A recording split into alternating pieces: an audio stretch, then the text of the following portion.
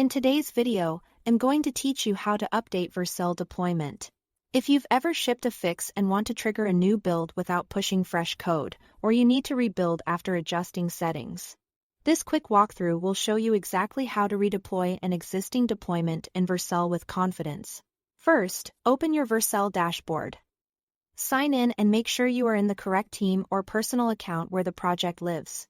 From your projects list, select the project you want to update.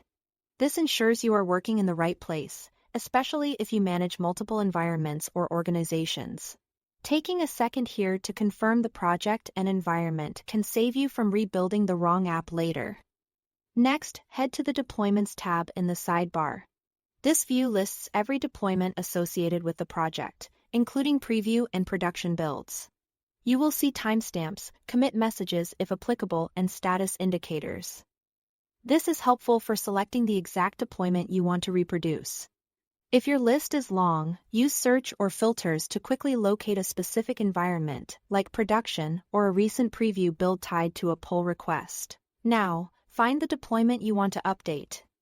Click the three-dot icon to the right of that deployment and choose Redeploy.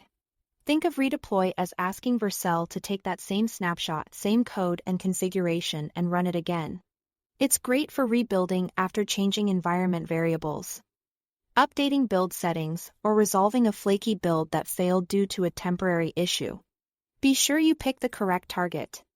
Redeploying a production build will create a new production deployment once it finishes, whereas redeploying a preview will create a new preview. You will be prompted with options including whether to use the existing build cache. The build cache stores artifacts from previous builds to speed things up. Choose to use it when nothing about your dependencies or build tools has changed and you just want a faster rebuild. Skip the cache if you've altered dependencies, upgraded frameworks, or suspect the cache is causing inconsistencies. After making your selection, confirm the redeploy.